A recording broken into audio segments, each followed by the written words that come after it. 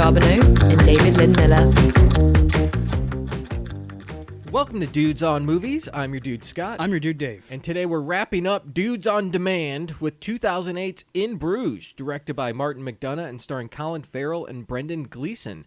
This is a special request from Taylor. They contacted us on Instagram and said, In Bruges, a movie that's gone under the radar and quite one of the best performances from Colin Farrell. Mm-hmm. But before we do that, let's talk about what we've been watching. Dave, what have you been watching? I went to the theater to see Robert Eggers' latest film, Nosferatu. Oh. Dude, great movie. Such fun. I hope this film gets some recognition from the Academy because the visual style is gorgeous and the sound work is some of the best I've ever seen. Awesome. Bill Skarsgård's voice, particularly when Nicholas Hoult first encounters Count Orlok in the castle's sitting room, Mm-hmm. I can't even describe it. I've never seen anything like it before. Yeah. And then, combine that with the atmosphere of like the big fireplace in the background and the old world oak furniture and the darkness and everything.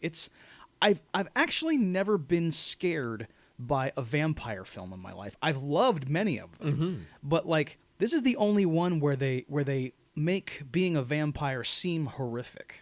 Okay. Everything else like makes you want to do it. Right, yeah, everything else is like, that's a fun, sexy time. Exactly, Yeah. yes. This one is not fun and sexy. Yeah, I mean, and if you think about being a vampire for a second, you're like, ooh, that's gotta suck. I mean, yeah, like Well, no pun living for intended. centuries. Oh, there you go, right. Oh, God. All you want to do, yeah, is be like live for 500 years and Yeah. like seduce people. Yeah. But that's not how it is. But yeah, and the other performances too, like the Willem Dafoe and Lily Rose Depp and Ralph Ineson, also excellent. And I like this movie a lot, and I think Robert Eggers is a great filmmaker. He's amazing. I've grown to really love him, Mm-hmm. and this movie looks amazing, and it sounds like it really lived up to the expectations. Totally, man. I was very satisfied. Awesome. I watched something that came out recently also, earlier in the year. It's a film called Speak No Evil with James McAvoy. Have you Okay. seen this? I saw the the original version. Okay. What was the original version? It's from 2022. Okay. Yeah, and they remade it in 2024 with James McAvoy. Okay, so was it like a foreign film that got remade, Yes. that type of thing? Mhm. Okay, well, either way, it's still a great movie. Yeah. I really liked it. It's got McAvoy, of course, and Scoot McNairy, who we love, and Mackenzie Davis. She is just excellent in this movie. I don't think it'll get, like, awards buzz, Right. but, like, McAvoy and Davis are just incredibly good in this. And it's about two couples that meet on a vacation and become quick friends, but things aren't as they seem, you know? And each couple has kids, which makes this even more harrowing. But McAvoy is just completely jacked in this. And he's so imposing and intimidating. And he's like always getting into your personal space. And he's not afraid to debate you and just cause conflict. And he's overstepping boundaries constantly. I don't want to be around this guy. No one wants to be around him. He's just that. He's so scary, but he's also very charming, Yeah. which is the allure of him. So that's how they get into this mess. And I don't want to spoil anything, but I found it tense from like the first moment of the film, and I felt the twist was set up very well. And I mean, I was squirming in my seat through the whole movie. Mm-hmm. Like, come on, Scoot, say something, say something, get out of there. I know. So it sounds like it's a lot like the European version, which I was hoping it would be. Yeah. The first one, the original version, I saw it, and it stayed with me for weeks. I could not shake that movie, and mainly, not only because it's of the devastating conclusion, but also knowing that the movie is trying to teach you a lesson about not tolerating assholes in your life and telling them, hey, Yeah. fuck off. Yeah. Don't talk to me that way. Don't order me around. Don't tell me I'm wrong. Don't make me taste meat if I tell you I'm a vegetarian. Yeah. You don't get to tell me that stuff. Yeah. But we don't do it a lot of times. We're too polite. Yes, we are. I think And- that's what he even says in the film. McAvoy says people are just too afraid to like Right. hurt someone's feelings or Right. something. Yeah. It's an important lesson, and I hope that we all can learn it without having to deal with the fate that the characters Go through a speak no evil Yeah, situation. exactly. Yeah. Yes. Everyone should watch this. And now I can't believe I didn't know it was a remake. Yes. I got to check out the original. The original is streaming on Shudder right now, I'm pretty sure. Awesome. Everybody check those out. All right, Dave, it's time for In Bruges. Why don't you give everyone a synopsis? Yes, this is Martin McDonagh's directorial debut, and it's the first of his films to pair Colin Farrell and Brendan Gleeson. It tells the story of two very different Irish gangsters who are based in London, and they're sent to Belgium to wait out a job that went wrong. And when we find out exactly how it went wrong, we understand not only why the boss felt it necessary to hide the men, but also why the boss has certain plans for the guy whose fault it was. It also takes unexpected turns, and even though it's very funny, the stakes are incredibly high. So we'll get into it. Yeah, I'm glad you mentioned it's very funny, because it truly is. Yes. But the stakes are high, like you said, and it tackles some very serious and very heavy subjects, but it does it in a way, it like blends the humor with that in such a way I haven't really seen it done so deftly. Like, it's so... deftly. Deftly. Yes. Sorry. Definitely, that would be something different. I was like, yeah, that's not right. Anyway, it's done so expertly well, and the funny moments, they almost feel like two separate movies. Like, it's almost like a PB&J sandwich, kind of. You got your peanut butter, which is the humor, and the jelly, which is the drama. And it just tastes so good. That's a good one. I would liken it to a Reese's. Yeah, the same thing. Yeah, the same thing, right? a good marriage of flavors. But yeah, I also think too that like Colin Farrell, his character Ray, Brendan Gleeson is Ken. I think Ray is one of the biggest idiots, like in cinema history. Yeah, he's pretty. Yeah, and there's been a lot of idiots, obviously, but this guy is a special case. Yeah. He goes out of his way to be dumb. He really does. Yeah. Like, in whatever scenario. I mean, like, you're just looking at a painting, and he's feeling nothing. Yeah. He's looking at a church that's 800 years old, doesn't register. Doesn't care. Nope. He just wants to go to the pub. Yes. That's it. And we find out later, he botched his first job. Like, this guy is just an idiot all around. Yes. Like, and... I find him unlikable in this way. Absolutely. We're supposed to be on his side, kind of, because I would argue he's the lead of the movie, right. even though Gleeson is like right there with him the whole time. Yes. But it's mainly his story. So the film is they're going to try to get rid of him because he botched the job, right? And the conflict that arises from this. And I mean, Harry isn't wrong. This guy's a work hazard, right? That's the Ray Fiennes plays Harry. Yeah, that's the conflict of the film is that like Ken doesn't want to kill Ray because he feels bad about it, and he's like a younger guy, and he was trying to kind of mentor him along. He's the kind of guy that just will cause a problem wherever he goes. Yeah.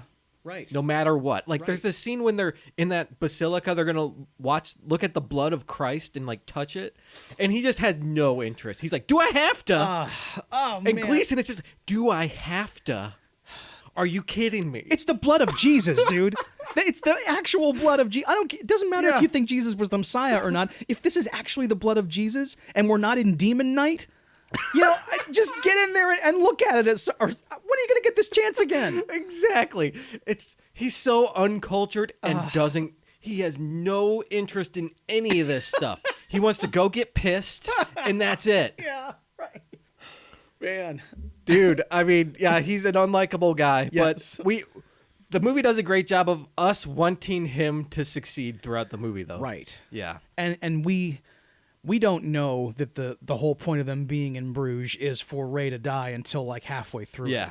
And it's just kind of revealed to Ken in a phone call that happens. But like at first it's just we know that Ray and Ken have been sent to Bruges, and they're there because a job went wrong. And we find out in the narration it's just like Ray, Colin Farrell's character, like talking to someone about what happened. Oh, I don't know. I just pulled the trigger, and now all of a sudden I've been sent to this place, and they said go to Bruges, and I didn't know where the fuck Bruges was. And then at the end of the narration, he says some more things, and then there's a beat, and he goes, "It's in Belgium." I mean, right off the bat, we can tell how big of an idiot this guy is, right? Yes. Like, he's gotten through life on looks alone, probably. That's it. I mean, right? yes. And that's, oh God, that's the real frustrating part, is everybody who is like Ray is also like Colin Farrell. That's what they look like. Inevitably, like, the only reason they're alive is because they're so handsome. Like, that's the only thing they got going for them. Living on your looks, literally. Yes. I mean, let's get into it. We kind of talked about the opening here. So that voiceover, it says that, they dumped that body, and then now they got to leave, and he doesn't even know where the hell he's going. Right. Where the fuck he's going, by the way. They say fuck a lot in this movie. This movie is very profane. I actually read, there's a stat on it. Hold on. Okay. 126 F-words in a 107-minute movie, which comes out to 1.18 fucks per minute. I love the idea of at least one fuck per minute. Yeah, an FPM rate of 1.0 is great. Yes. FPM, sign me up, because I have to have it be at least the balance of the film. Yeah. And that really, I'm always like, I'm comforted by it somehow. Me too. I love a good FPM. It's the best. If Nil by Mouth weren't so deadly serious, I would rate that very high too. And like, there's a phone call. Ray Fiennes calls Brendan Gleeson later, and he must have said he says F like every 2 or 3 words. He adds a fuck in there. Man, it's just profane British gangsters. It's another thing, just like Sword and Sorcery. I'm always down for it. It's the best. Yes, right. And it's usually like a noted thespian playing the worst guy. Like in Sexy Beast, it's Ben Kingsley. Here it's in Bruges, it's Ray Fiennes. Yeah, Ray Fiennes. He does it well. He does it well. So anyway, Ray and Ken arrive in Bruges, and they got to get like a hotel. They're here, and the whole time Ray is just complaining to Ken, and Ken's just like, "Would you shut the fuck up?" And like they get the most charming hotel room we've ever seen, overlooking the city, and it doesn't look like Courtyard by Marriott. This is an old building. Right. It's run by a woman named Mary with her husband, and she's a pregnant lady here. And it's just like this old. It's a beautiful old building in Bruges, yes. Made of stone with all these great staircases, and it's not a huge building. It's a house that's been converted into a couple rooms. Right. It's where you want to be staying if you were to go to Bruges. And that's what there's that phone call later is great because Harry is so concerned that Ray likes Bruges. Yeah. Like he's super concerned. It makes the call weird. It does. Yeah, because he's very like he wants to make sure that not only Harry likes Bruges, that he's having a good time. Yeah. Is this working for you? Yeah. And also he wants Ray to have a good time. He wants Ray and Ken to really enjoy themselves in Bruges because Bruges is special. Yeah, Bruges is awesome. Harry loves it. That's why he sent them there. Yes. Which I find really funny. I know. I don't know why I find that so funny. I do too, because we didn't know what it was couched in. We just knew that they were being sent to Bruges. But then when we found out, not only that, it's a funny idea that he would send them there because he loves it, but that he would send them there because he loves it, and it's the last thing that's going to happen from their life. Right, yeah, right. That's it's awesome. just like his favorite spot to be. So he's like, hey, let's just send him there. That's nice. Mm-hmm. Yes. We're not like tactical or anything. No, that's right. But so they get to the hotel, and Ray is just like restless this whole time. They're supposed to wait around until Harry calls them, and he's like, I can't fucking sit here. We got to go out and do this stuff. Right. I can't be here. And so I guess he twists like Ken's arm, and they do sightseeing and stuff like that. But of course, Ray is just like pouting the whole time because he doesn't want to look at this 10,000-year-old church. Not 10,000, but yeah, you know what I mean. Yeah, yeah. Ken is exactly the kind of person that you'd want to go on a vacation I with. would love to be on vacation with Ken. Right. He's worldly. He's Yes. educated. He likes the arts. He's interested in the medieval architecture. Right. He's curious. Yeah. He wants to do like my ultimate vacation. The thing I love the most is when me and my wife go somewhere and we go to museums and we see old buildings and we walk around and we have a nice dinner at the end of the night. Yeah. That's the best kind of trip. Those are great. Right. But that's not what Ray likes. He wants to just get drunk. Right. And sit there. And like whenever they go to an especially nice place and Ken wants to just go inside and look around, and there's one where I think it's at the beginning here where it's one of these old churches and Ray just like waits outside and literally pouts on a bench. Yeah. He won't go in. They're going to go into it's some kind of church or something. Yeah. And you go up the tower to the old bell tower, and you can Yes. look out over the city, and there's the courtyard and everything. And so Ray's like, I'm not going up there. No, I ain't. He just stays out there and sits. And he's like really upset. What an asshole. What an infant he is. And we don't know exactly why he's upset. Like he gets upset very easily at what Ken says to him. And it's because of how he botched his job, which we'll get to. Yes. But we don't know that quite yet. We're just kind of like, all right, this guy's kind of a bummer, which he is. Yeah. But his like emotional state is very heightened, and he's like on edge. Right. And so we don't know why he's like that in this moment. Right. But, so he's sitting there like just in this mood, and Ken gets to the top, and I really love this. He's like looking out over everything, and the camera's up there in the tower with Ken looking down, and we're looking right at Ray sitting on that bench, and Ken has his hand like as a gun, like a finger gun, you know, and he points it at him, and the camera is zoomed in, and it kind of zooms back out over Ken's shoulder, and it's really cool. Like it's almost like the sight of the gun, like from behind him. It's a really cool effect with the camera, and it's foreshadowing later what's going to happen, of course. But yes. I thought it was an excellent scene and an excellent shot. And it's weird too. Whenever there is that kind of foreshadowing, I think about how if I were writing a script, I wouldn't remember to put those things in. That's why we just talk about movies. I mean, yes, we're not advanced writers enough. But yeah, that's awesome. Like, I wonder when you write that, if you have the shot in mind, or if you just write that and then later you kind of storyboard it and you come up with that. It might come to you after the fact. I mean, I'm sure everyone has their own process, Yes. right? So some people probably just see it as they write. Right. And other people, they write it and then it comes later. They figure it out later. You know? Yeah. This is just the first instance of Ray being a butthead. Right. And Ken having a great time in Belgium, you know? Right. Right. God. Even like the stuff that Belgium is like most famous for, Ray wants nothing to do with. Like they mentioned gourmet chocolate, and nope. Ugh, come on, man. Even that is not good enough.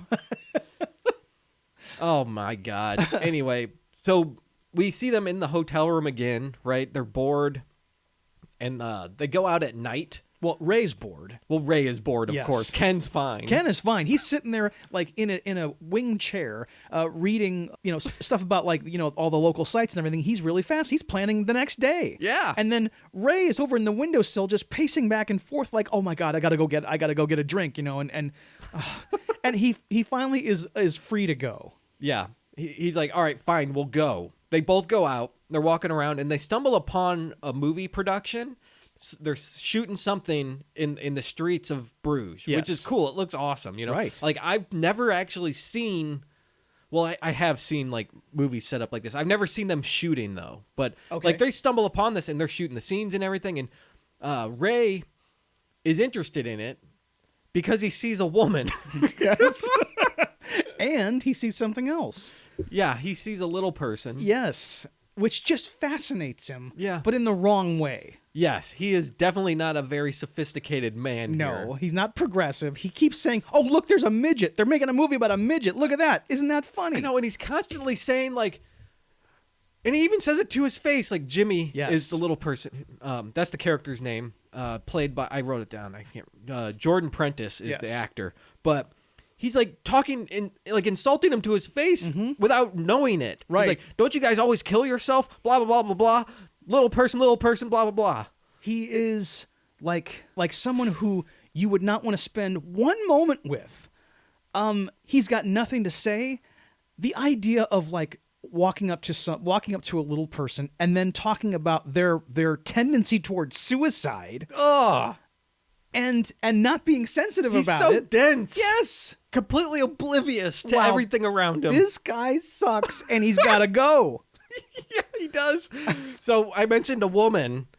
He meets Chloe. Played by Clemence Posey, and he's completely smitten by her immediately. He like sneaks in and gets to craft services, and he's standing by the table like getting a little like finger sandwich, And she walks up, and he starts like chatting her up a bit, and she's kind of like into him. It's Colin Farrell hitting on you, of course. Oh, heck, yeah. Look at all that hair. But as soon as he starts talking, I'd be like, no thanks, dude. I mean, yeah, it's a massive red flag from the first thing he says. I know, and she is kind of like, well, I'm going to go. I know. But he keeps going and actually reels her back in. Yes. And eventually she gives him her phone number, her business card, and so they're going to have a dinner tomorrow night. That's the plan. And he thinks it's very cool because at first, she walks away from the encounter like making it look like it's not going to happen because he asks her for her number and she just kind of blows him off. Yeah. And as she's walking away, he's staring at her and she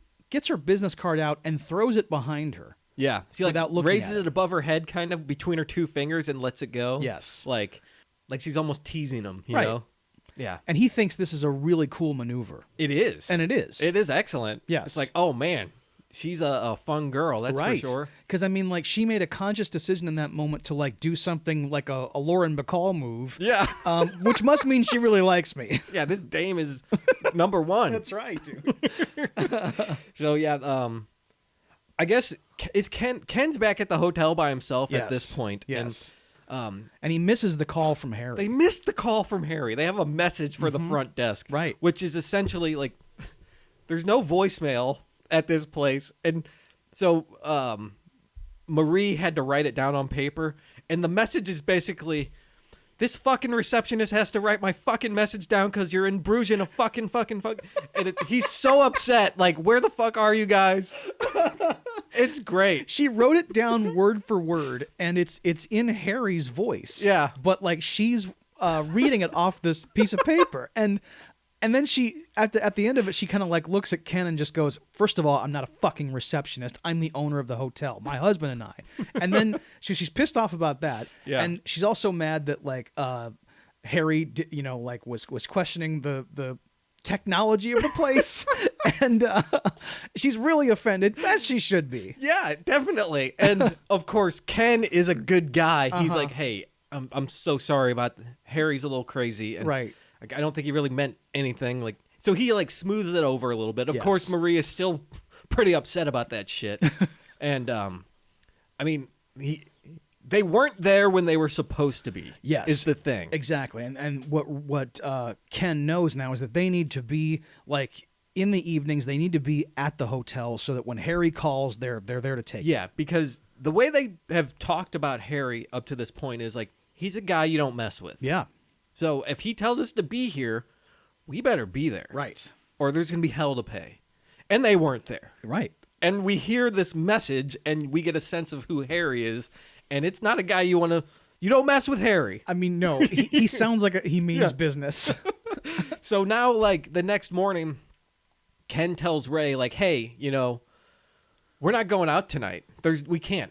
Harry called. We missed his call. We're staying in. Right. And Ray, of course, has this date. And he's like, you mean one of us should stay in?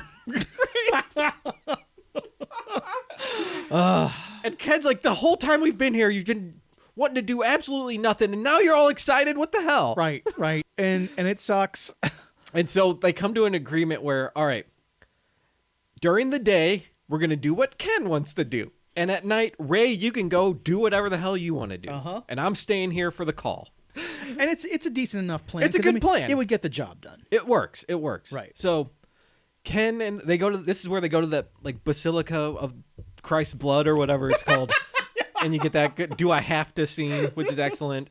And I mean, I know we already touched on it, but it's such a perfect back and forth between them. Ray's sitting on those wooden chairs and leaning back and making a ruckus in this. Man. Oh my God! I know, dude, in this being so disrespectful. I can't and at first you even think that maybe he's turning a corner a little bit because when Ken kind of invites him up to the altar area, Ray goes up there and he's looking at the ceilings and everything. You're like, oh, maybe he actually is interested. And then when Ken tells him that behind here is the actual blood of Christ, he's so excited too. Yes, let's go check it out.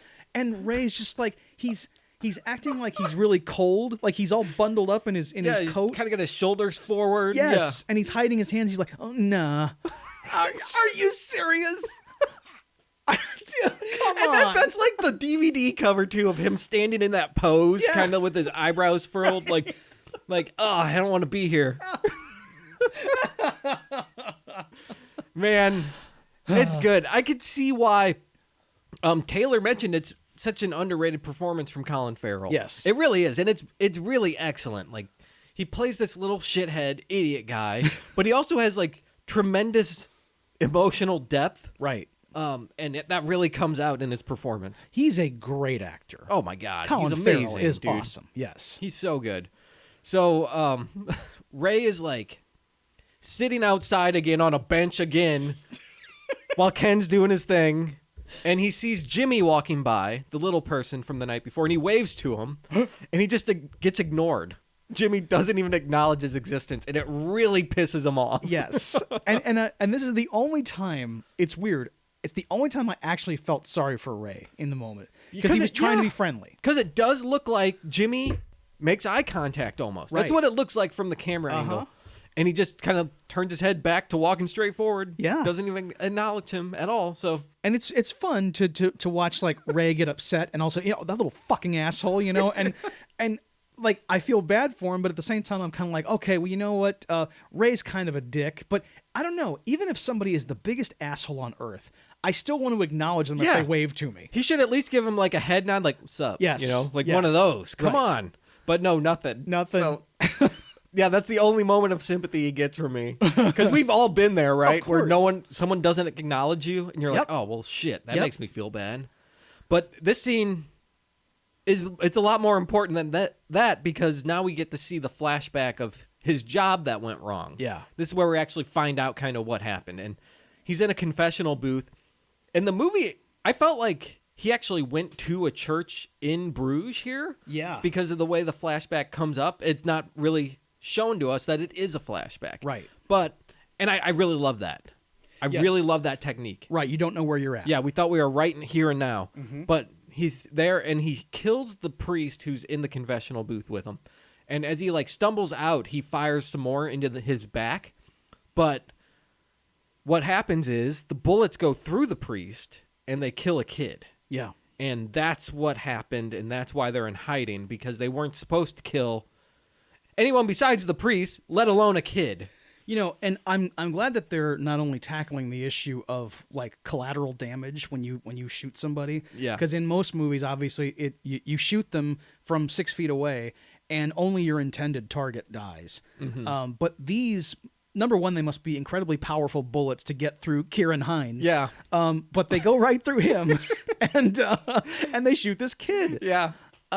And like that probably happens way more often than what is depicted in movies and television. Like if someone was to shoot you from like this distance, yeah, it's gonna go into the wall, and it might kill the person in the next apartment. Yeah. And I know it all depends on what gun you got and Right. the bullets you got and that shit. Like later when Harry shows up, he gets those special like bullets that make you explode or something. Yes, He gets like incendiary rounds or acid ammo. I mean, yes, It's like some Resident Evil bullets. I know, too, and that's real. Like when people are doing the hollow points, like that's Yeah. what it is. Yeah. It's to make you explode. Yep. So, dude. You got to be super dead. Oh yeah, you're double dead. There's no coming back. You can't be resuscitated from that. God damn it. So, like, this is really bad. Yeah. This kid has died. And in the scene, you can see Ray is like, oh, shit, oh, no. He's very upset about it. Right. And this is why they're in hiding, because this happened. Yes, and as he's kind of assessing the situation, he sees the dead kid. Ken comes in and just drags him away from the crime scene. And there's a top-down shot of, like, the blood pooling from the kid and the priest. Yeah. And then we cut back to Belgium, and like earlier in the movie, when they first got to the hotel room, there was a strange moment where they're just unpacking, and Ray started to cry. Yeah, because Like- of something Ken said. Yes. Yeah. And it turns out that, I guess this is the other bit of sympathy for Ray's character. Number one, not getting acknowledged by Jimmy, but also here when he does feel tremendous guilt about shooting the child. Yeah. And I actually like how that's part of the film. It's not just like, oh, shit, it went wrong. Yeah. He's this guy is tremendously traumatized Right. from this incident. Right. I killed this fucking kid. Yep. Oh my God. It's destroying him. Yeah, it is. It's eating him alive. Right. And we had seen it before. We just didn't know what was causing him to behave this way. Yeah. I mean, even if he didn't kill a kid, he's still the idiot doing the wrong things. Yes, everything we see of him being a jerk in Bruges, like that was all going on before when he was probably growing up in Dublin. Yes, exactly. But his mannerisms of being so edgy and almost, he's like kind of like flies off the handle quickly. Yes. Like he's not very composed. He seems like he's lost control almost. And now we know why. Right. And so I think Gleason comes and talks to him here now after this. Like maybe they go to a museum or something. They're looking at like Hieronymus Bosch paintings. And Yes. they start talking about death and suicide and things like that. And it's like the movie gets very heavy. I know, and they also do a great job of. Earlier, we talked about the foreshadowing with the bell tower and Ken making the finger gun. Here, when they're talking, they really want you to concentrate on some of this artwork. Yeah. And like they're kind of telling you, okay, remember this for later, everybody, because like number one, it's good that you know about Hieronymus Bosch because he's an amazing artist. Yes. But also because you have to understand like the themes here, and also that we're going to revisit it at some point. Yeah. And so once again, Ray is kind of like, yeah, these paintings suck, you know? Dude, you know what? So the Dutch masters aren't good enough for you either. Even though, like, he's acknowledging, like, it's kind of cool. The paintings look good, but he just doesn't give a shit about it. Damn it. Dude, you're looking at Flemish paintings in Belgium. Mm-hmm. Yeah. With Brendan Gleeson. Come on. Come on, man. You Ken can probably tell you all about it. Just ask him. Yes. He could do it, and he'd do it in a way that was educational. He would, like, be very generous, and he'd want to, like, yes.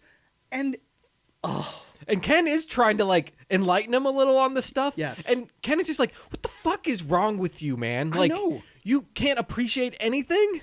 And he's been really patient about it. Mm-hmm. And the only time he fully snaps is when Ray didn't want to see Jesus' blood. Because that's, like, the most outrageous It's thing. one of my favorite moments in the movie, too, because when he says, do I have to? Like, he's a 6-year-old kid. Brendan Gleeson looks at him. Do you have to? Are you fucking kidding me? It's so funny. I love it. It reminded me of times when I've, like, I'm acting like I'm so superior to Ray, but I've never said, do I have to? But I've said something like, are you mad at me? That kind of yeah, thing. And that is something a 5-year-old does. Yeah, that's not a good one. Right. Yeah. The are you mad at me? I've said it not as a 5-year-old. Yes. And It's not, you shouldn't do it. Are you, oh man, and it's manipulative and terrible. yeah. And of course, they're fucking mad at you. Yes, you know. Don't ask them. I know. You know they're mad. So yeah, Ken is mad. He's got a right to done. be. He's so tired of Ray. Yeah. But he's a good guy. They're stuck here, and I think there's a moment where they talked about, this might have been earlier, but like why they're here. Yeah. Ray is an idiot. He just thinks they're here hiding. But Ken says, like, no, why would we come to Bruges specifically? Yes. There's a bigger thing going on here. We could hide out back in Ireland somewhere. Like, we Right. don't have to be here. And I'm so glad that he pointed that out, because the whole point of them being in Bruges, that's a very that's a bizarre choice to send them to. I mean, I know that, like, send them someplace obscure. Yeah. But that's super obscure. He even says, like, we could hide in London. You know, it's Yes. huge. Right. Well, that's right. Yes. He said, I think he says even if they could have put us in Croydon or something like Yeah, that. something like that. Yeah, just go somewhere else. Yeah, so he suspects there's a secondary reason that they are here. Mm-hmm.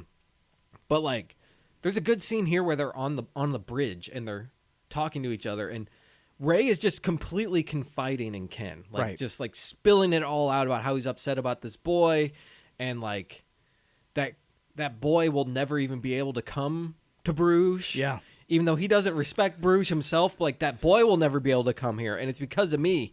And he's like, I can't wrap my head around it. Like everything that's happened, he's totally unable to process. Right. And this does redeem him somewhat. I mean, he is not only feeling guilt, but he even acknowledges that, like, even if he doesn't appreciate getting to go to Bruges, he knows that, like, that kid may have actually really had a good time here. Yeah, he's unlikable, but he's not a monster. Yes, he's not a monster. Yeah, and I think Ken tries to, like, help him out a little, like relate to him. And he tells a story about how he killed this, like the lollipop man's brother. Yep. I love how they call him that. Right. And like he said, like the guy had a bottle and he was coming at him, so he shot him. And Ray's kind of like, dude, a fucking bottle. It's a bottle. Right. It's not like he had a gun or a knife or something. So he like belittles Ken's attempt to comfort him, Which is so shitty because I look, know. if someone's coming at you with a bottle, lollipop man or no, he wants to kill you. Exactly, right? Come on, man. He's trying to like comfort you and help you out. Trying to make an analogy to like bring you some relief, and all you can do is like focus on the like really On the fine detail yes, of it, come not on. the meaning of the story. Right, Come on, dude. Right. Oh, what an idiot. It also made me think too of like I ran afoul of a lollipop man in my life one time. I was first time I ever ditched school was 7th grade, and I got caught by our crossing guard. Oh no. She was Gloria was at the grocery store. I'm standing at the newsstand reading Pro Wrestling Illustrated, and she saw me, and she wanted to know what I was doing, and I was like, nothing, and I ran away, and next thing I knew, I was pinched. I love how you just skip school to go read a wrestling magazine. That's the best. I've never heard a better story about skipping school. Oh, that's great. And dude. that's so you, Dave. That's what you would do. It is. Yeah. I love it though. Awesome. I love it, man. But so now we go to the evening and it's the date with Chloe. So they go to some like nice restaurant, and they're sitting there. It's just a table for two. Uh-huh. And they're bantering back and forth about what each other do for a living, that kind of thing. And he actually says like, I kill people. And she like takes it as a joke, right? Yes, which is I like that method in movies about hitmen when they just admit that they're hitmen and everybody kind of goes, oh man, you're hilarious. Yes. And then she says that she sells drugs to people on movie sets. Which is funny because that turns out to be true also. Yes. I like that a lot. I know, because when he first met her, like she said that she was a production assistant on this film. But it turns out she was trespassing just like he was. Yeah, and he says, hey, I saw Jimmy. Of course, he doesn't say his name. He says some derogatory things about him. Yes. I saw him, and he didn't even wave to me, the little fucker. And she's like, oh, yeah, he was high on horse tranquilizers. And he's like, no, he wasn't. And you think back to the scene where you saw him, he definitely was. Yeah, he's walking around like he's nowhere, The man. guy is faded as fuck. So they're having a good little back and forth with each other, right? And they're flirty, and it's a good date. And she's smoking a cigarette here in the restaurant, and she gets up to leave. And the guy next to them at their table, there's another couple that's older. They're Canadian, it turns out. Right. He starts, like, saying shit under his breath about, like, the cigarette smoke. And Colin Farrell can't just let it slide. He's like, so what's the problem? And they get in this big argument about the cigarette smoke. And he's like, it's the smoking section. Like, I know. Yeah. Yeah, dude, seriously? Shut your mouth, Canadian man. Yes. You're in the smoking section. It's Zelko Ivanek.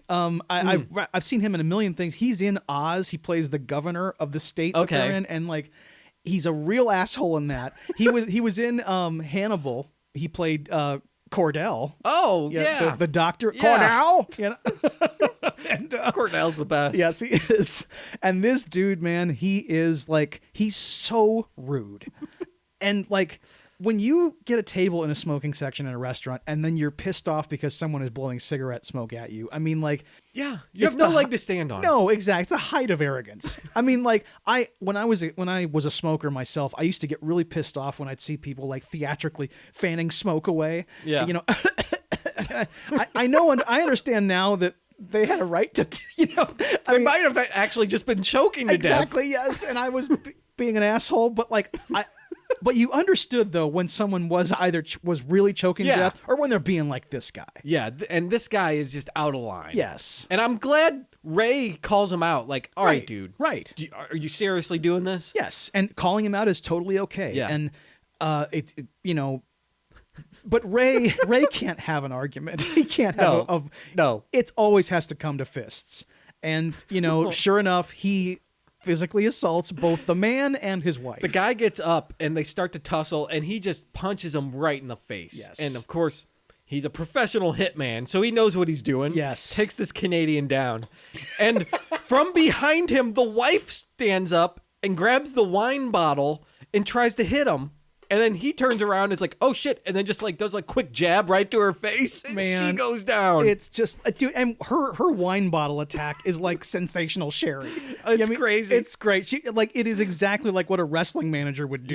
Yep. And then he's like, oh, wine bottle. Because that's what Gleason was just telling him about. Yeah. He was making fun of Gleason about the wine bottle. Yes, that's right. And they call it back. It's like, no, she was going to kill you. Yeah, dude, you got to do something. Right. And then Chloe walks back from the bathroom and is like, oh, shit, what happened? And I think she walked back right when he punches the lady. Yeah, she probably saw it, Yes. right?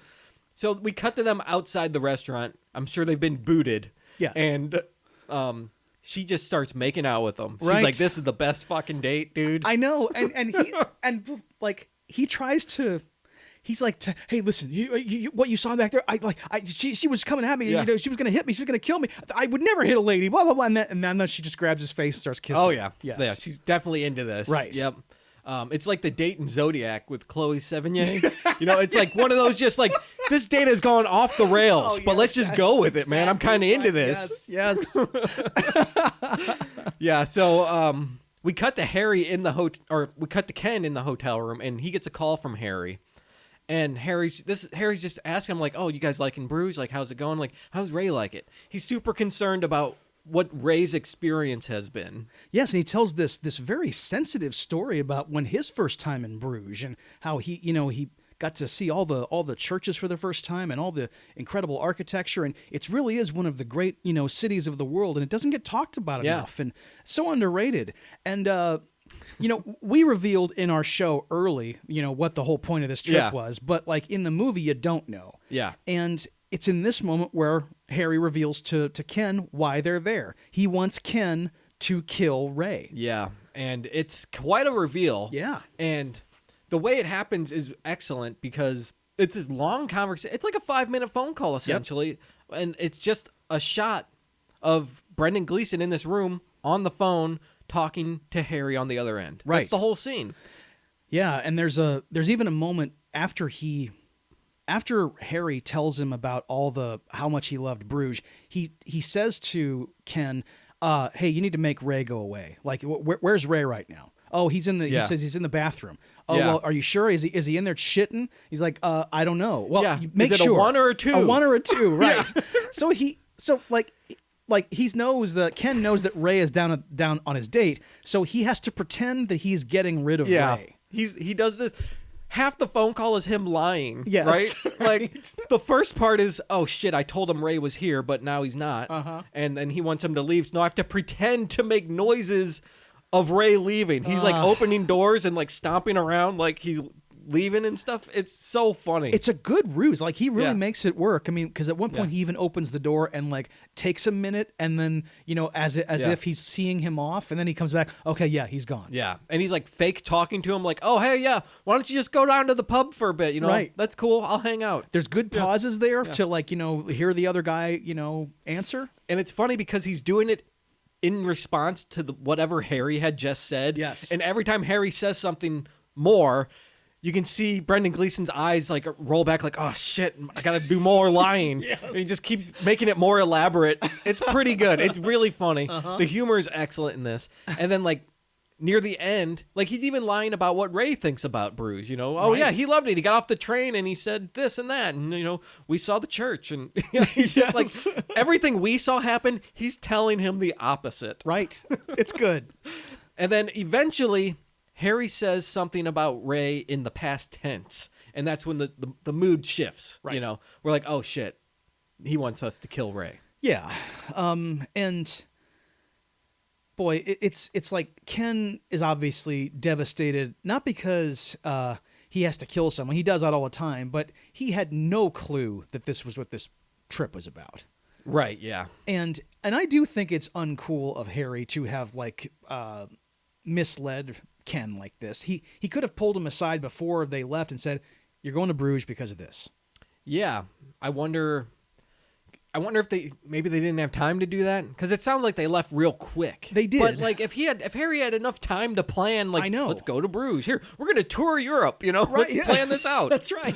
And he even put him up in the hotel that he had stayed in when he went. Yeah. So like he knew everywhere. He knows the whole like terrain of the city. He could have like said, okay, now I know you're leaving real quick, but the first night you're there, call me right then. Make sure Ray gets out of there. Send Ray to the pub and call me. Yeah. Yeah. They could have handled it that way. I don't know Yes. why they didn't. Right. Right. But he tells Ken, you brought him in to this, so if the buck doesn't stop with him, then where does it have to stop? Yes. And it's with Ken. So if Ken doesn't do this, Ken's dead. Right. Yeah, and Harry's pretty menacing. The way he's like just pressing him, like, well, what's Ray doing now? Right. Where's he going now? What's happening now? He just keeps constantly berating him with all these questions, and then when he changes to this very sinister tone at the end, it's like, dude, this guy is. We knew he was a bad guy. Yeah. This guy's bad. Yes. Yeah, this guy's bad all the way through, and like, yeah, menacing is the word. I mean, it's obvious that there's going to be no talking him out of this. Yeah.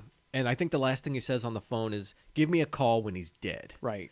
And then we smash cut to Ray and Chloe in bed rolling around making out and stuff. Yeah. It's like, hey, at least he's having a last good night. And that's what Harry wanted. Right. That's right. Because, Harry sincerely wanted Ray to have a nice couple of days.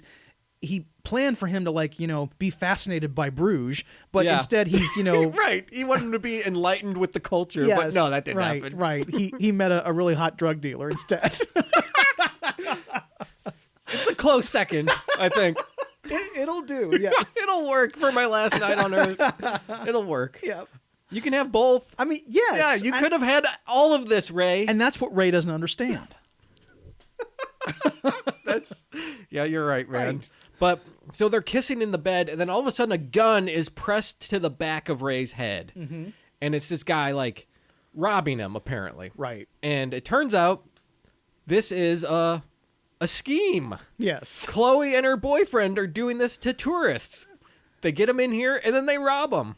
And Chloe, like, decided halfway through their date at the restaurant that, like, Ray shouldn't be the mark.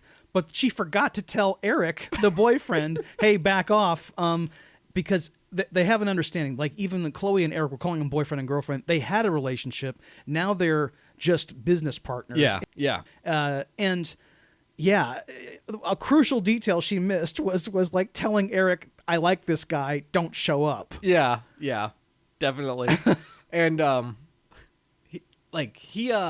forget how he, like, disarms him, but, like, he, like, grabs the gun, he headbutts him, or does something. Yes. I can't remember. Because Eric doesn't know that Ray is a professional assassin. Right. No one does. So he's, like, being very, threatening with this gun, and Ray just essentially, the gun is pointed at his face. He just very quickly, like, grabs the guy's arm and then pulls him in and headbutts him, and then in one fluid move takes the gun out of his hand with his other. Yeah, so now he's got the upper hand on Eric. And yes. Chloe's sitting there in the bed still kind of like screaming at him and stuff. And he's pointing the gun at him.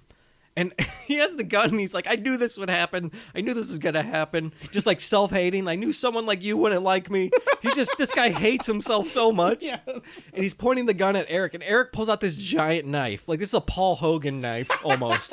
And he's like, dude, I got a gun. What are you going to do? Right. And it's revealed they're blank bullets in the gun. Chloe tells him, no, listen, they're just blanks. It's a fake gun. And it's, honestly, their scam that they've got going, it's awesome. It is. It's good. It would work, like, for years. You could just, like, fall upon tourists who just got back from the chocolatier. The honey trap is obviously that's a time-honored classic. You can just do that forever. Yeah. But yeah, having a gun with blanks, perfect. There you go. So Eric starts coming towards him with the knife, and Ray's like, okay, and he puts the gun, like, right in his face and pulls the trigger, and of course it's still a bullet. It's like a blank bullet. So all the force and light and energy comes out right in this guy's face, and he's like, oh fuck.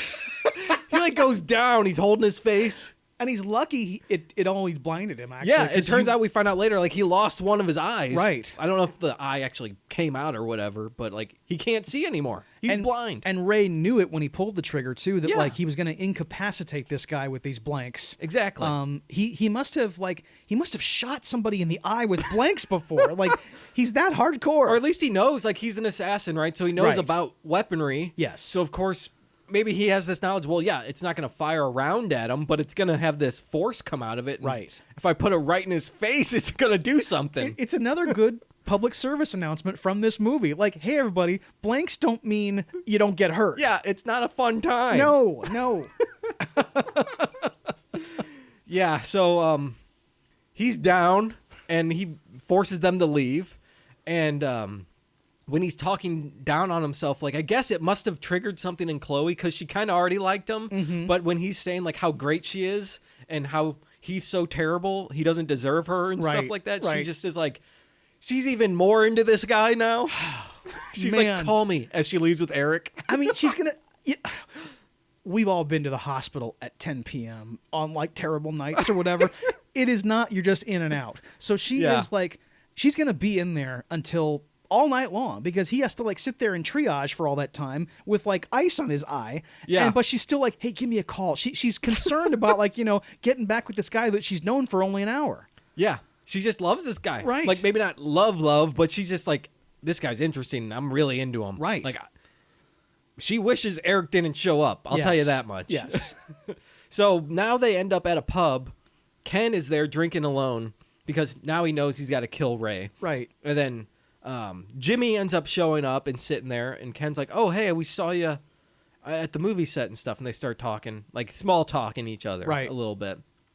And Ray shows up. He had stolen the drugs from them, too, because he found them in the room. So he's high on cocaine. Yes. And he's here, and he's telling Ken all about what happened. And he's like, yeah, I still got some. And then Ken's like, well, give me some. So Ken wants some cocaine, too. That was really unexpected. That, like, Ken is... I mean, I know he kills people for a living, but he seems like a normal guy for the most part. Right. And just maybe someone who's interested in culture.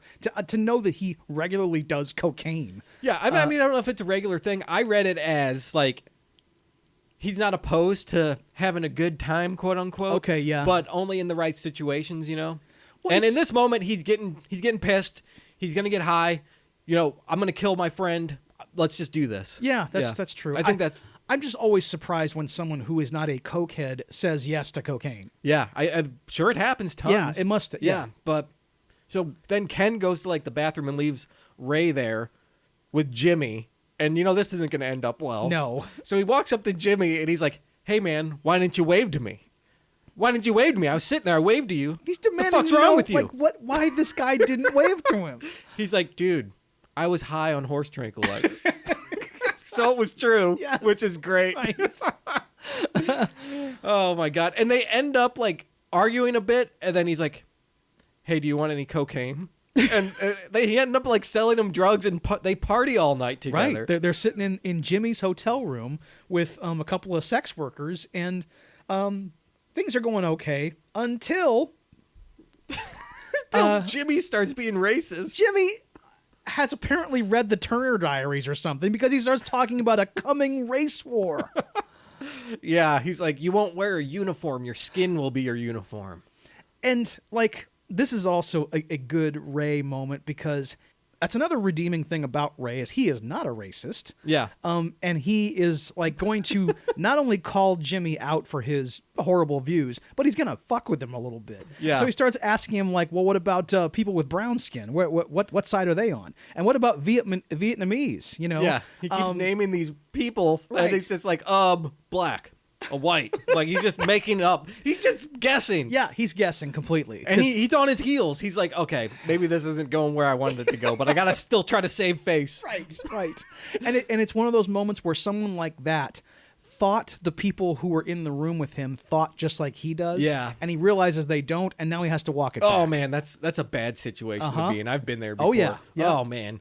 And then Ken chimes in. He's been pretty, like, just sitting around the whole time, but he's the man when he speaks. It's probably important. Yes. And so he says, my wife was black, and she was killed by a white man. Where am I supposed to stand in all this shit?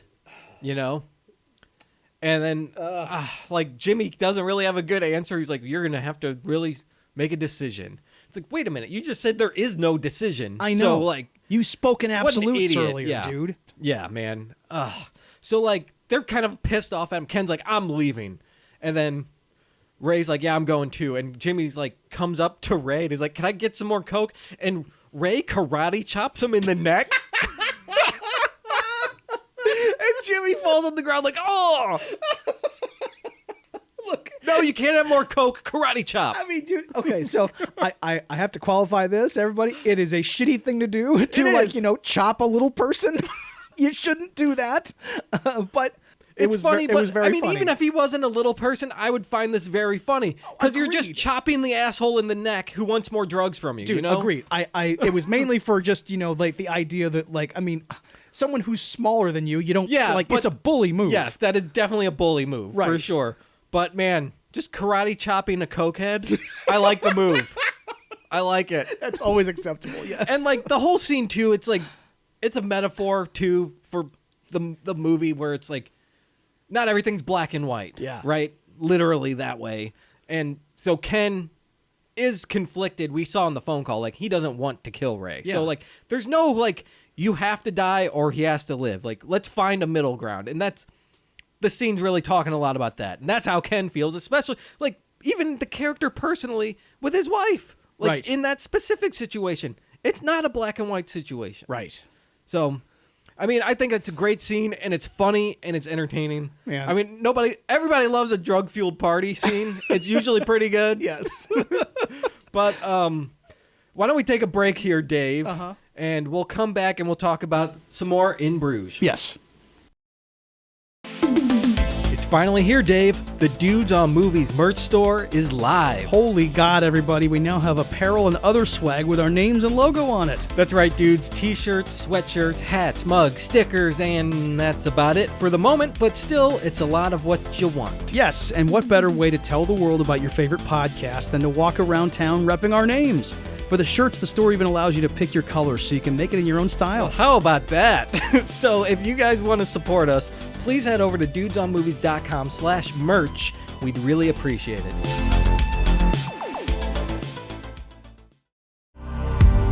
Hey dudes, we know you like the show, so if you want more of what you like, please head over to our Instagram and Facebook accounts where we post additional stuff about the movies we cover. That's right, everybody. And even though we've been the most active on Instagram and Facebook, we've also recently started doing a lot more with TikTok and Blue Sky.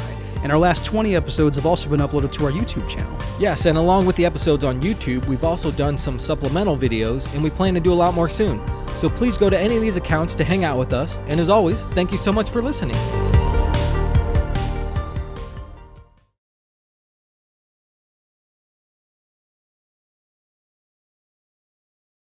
All right, Dave, we're back from our break. We just karate chopped Jimmy, and now we're going to get a gun. Ken is told to meet with a guy named Yuri. Harry told him, set it up, and so he goes to this guy, he gets a pistol, and he goes back to the hotel room, and there's a note that Ray had left there, right? Basically, or it's not a note. He gave Marie 200 euros to give to her baby for some reason. He's acting weird is what I'm trying to say here. Well, he didn't leave a note? He did, but we find out later. Oh, he that's left right. a Okay, note. that's right. But yeah. But so like Ken knows like something weird is going on because Ray isn't like this. He's giving money to this pregnant lady for some reason. And she says he's at the park, but she gives him back the money like, "Hey, I don't want this money. Right. He's acting weird and I don't need it." So Ken goes to the park and he sees Ray sitting on a bench just by himself, lonely. And he's at a playground, which is kind of sad because he killed that kid, and now he's sitting here where kids are supposed to be playing. There's no kids around or anything, but it's just a sad image to see him sitting on this bench. Yeah, the way they frame the shot, I mean, like, it's Colin Farrell in a black suit, and this is where, you're supposed to have the innocence of childhood, and meanwhile you see this one lone figure, obviously brooding. And unfortunately, because Ken has this task in front of him, he knows that this is kind of the perfect opportunity because he's coming up from behind where Ray is sitting. So he outfits his pistol with a silencer. And, he's walking up to him. He's going to shoot him in the back of the head. And as he approaches, he sees Ray's right arm raise to his temple with a gun, and he's going to kill himself. Yeah. What a surprise. What a twist. Yes. And, man, he, like, in that moment, Ken stops what he's doing and says, Ray, what are you doing? Yeah. He stops him. Right. And then Ray turns around and sees Ken holding a silenced pistol. And he's like, what are you doing? And it is, man, it's such a dark place for a film to go, right? Like, yes. This guy's about to kill himself in this playground. And he's also about to be assassinated. That's the strange part is that, like, yeah, he was supposed to die in that moment, but he has to die for the right reason. Yeah, exactly. Like, don't kill yourself. Right. Your life is more valuable than that, even though you hate what you've done. Yes. You deserve to live still. If someone takes your life from you, then that was just a horrible thing that happened. That was business. Yes. Right. I guess. It's funny because it brings this up. Like, and Harry even says it later to Ken, like, wait, he was going to kill himself and you stopped him? Right. Like, that would have solved everyone's problem. You know, and Harry is, like, I know he's technically right, which I guess is the best kind of way to be right. Yeah. But still, it's like he doesn't understand, no, that wouldn't have been good. Yeah, it would have solved all your problems, but at the same time, it's like, no, someone committed suicide, and that's bad. Yeah. And I like how there's not, like, a ton of back and forth in the movie of, like, is he going to kill him? Is he not going to kill him? Is he going to kill himself? Is he not going to kill him? It just kind of all happens right here real quick. And, like, Ken is obviously torn from the moment he learns that he has to take out Ray. And I love how, like, I guess he sees how hurting Ray is. Yeah. And it's just like, he wants to help him, you know? And he couldn't let him kill himself. And, like, that also makes him not want to kill him, too. Like, this guy's just... He just needs some help. Right. You know? And he had planned, even he was going to kill him right before the moment he saw he was going to commit suicide. Then he realized, oh, wait, this is just a friend of mine who's going through a rough time and I need to help him. And we find out how anguished Ray has been about accidentally murdering this kid. Yeah. And it's a great scene, very well written about, like, the guilt he's feeling. And Colin Farrell just completely nails it, of course. Yeah, this is the scene for him, right? Yes. Like, he's just totally broken down, crying, like, I killed a little boy. Yes. You know? And Brendan Gleeson's just there, like, you know, bouncing back and forth with him. And it's so wonderful. It is. It's really great, especially after that. We just got, like, a big laugh, kind of, too, from the, no, don't kill yourself. I know. I'm going to kill you. But wait, no, I'm not. And I mean, like, that you can get big laughs out of someone who we just saw them about to commit suicide, and then 30 seconds later we're laughing. Yeah. It's real talent. It's a real high wire act, writing wise. Yeah. To like make people have to sit through something through suicidal ideation and then make them laugh somehow seconds later. Yeah. And in this scene, also Ken pretty much tells him straight up, like, no, I'm not going to kill you now. Mm-hmm. Like, because Ray's like, dude, you were going to kill me. Oh, yeah, like, he's I know. called him out. Like, he's like, yeah, I was, but I'm not. Right. And I know you made the joke about it's just business, but it kind of was. Yeah, exactly. I mean, that was what he was tasked to do, and he was ready to do it, but then when he saw that there was, like, no, there's going to be emotional fallout if I let this guy kill himself. I don't want him to kill himself. Number one, he's my friend. Number two, he's a human being. Yeah. Yeah. Even though they're hitmen, they have some kind of moral compass. There is you know? some code to it. Even Harry has a code. Saying it's just business is kind of the perfect way to sum it up. It really is. Like, that's just the job. Right. You know? But this is my friend, and he tells him, like, dude, don't kill yourself. Yeah, you killed that boy, but maybe you can save other kids. Yes. You know? And Ray's response is like, well, I'm not a fucking doctor, you know? Like... And it's true. Like, what's he gonna do? And Ken's kind of like, well, you can help. You can do something. I actually, and when Ray said, I'm not a fucking doctor, I thought the same thing. Kind of like, what is he gonna do? Like outreach to children? Yeah. Think of like what all the life decisions that led to you becoming a professional assassin. Yeah. You have kind of no identity in society. You probably don't have like a resume of any kind that you could, like, you know, can you just like go apply for jobs now? I mean, there's a massive gap in your work history if you've been killing people for 15 years. I don't know. Yeah. And Ken's kind of like, I don't know. You'll figure something out. Out. Basically. So they end up going to a train station, and he puts him on the train like, hey, you're going to go on this train? I don't know where you're going. Right. Like, you're just going somewhere. You're out of here. Lay low for 7 years. Yes. Maybe you can come out of hiding. Who knows? So that's it. And then he makes this call to Harry. Yes, I love the call. Ken calls Harry, and you're thinking, okay, like, what's he going to do? What excuses is he going to give? What story is he going to tell Harry? Instead, he tells him the truth. Yeah. And he says, I just put Ray on a train. I don't know where he's going, but he's not here. He's not dead. Do your worst. Yeah, you know where the hotel is. Yeah, it's great. Wow. And the camera's just on Brendan Gleeson talking to... It's almost like a voicemail. It's Yeah. what he's leaving. Because Harry on the other end must be shocked, right? And he hangs up that phone, and then we cut to Ray Fiennes' home office, and he's just staring at the phone, dumbfounded. Right. Like, oh my God, what? And he just starts smashing this phone receiver into his desk out of pure rage. And his wife is in the other room, and she walks in and is like, hey, Harry, it's an inanimate object. And he goes, you're an inanimate object. It's really fucking funny, dude. And this is the first time we've seen Ray Fiennes. Yes. Before he was just a voice on the phone, and it was just this scary guy. Yeah. And then when we cut to see him, like he lives a life that we didn't picture. Yeah. It's not only that it's Ray Fiennes. He's wearing a very smart white button down, and his house is tastefully appointed. He lives like probably just in a well-heeled suburb. Reminds me of like the Griswold family. It right very here. much yes, it is a fancy house like somewhere that's not in the city. Yeah. And his wife looks very. His wife is played by Elizabeth Berridge. She looks very normal. Yeah, it's just a normal family. Yes, you know? they have 2 kids, and like everything, their life looks like not the life of a gangster. And it's funny too because after this, she like kind of walks out of the room like, what did you just say? And she walks back to the couch or whatever with the kids, and he like comes out immediately and he's like, hey, I'm sorry I called you an inanimate object. Like he apologizes, and it becomes just like almost like a family comedy for a second. But when he yelled at her, when he said, you're an inanimate object, it reminded me of The Menu when he said, it matters to the halibut. Yes. It's the same kind of reading. Definitely. And he's like apologetic, and he's sincere about it, and he's like, I got to go to Bruges, you know. Yeah. I'm sorry, it's work. I have to go. And she's like, oh, come on, you know. Again. Yeah. Yeah. He's got to go. So now he goes to Bruges, and he is trying to track down Ken. And he made all the travel arrangements for Ray and Ken, and he's also been to Bruges himself. And he knows every part of the city. Yeah, he loves it. Right.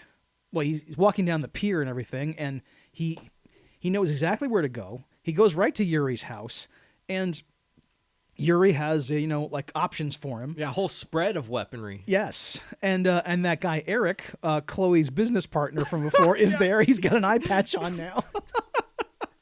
I love when Harry walks in. He's like, an Uzi. Yeah. I don't need a fucking Uzi. I need a regular gun. Give me a regular fucking gun. Right. He says something about how he's not in South Central or something like that.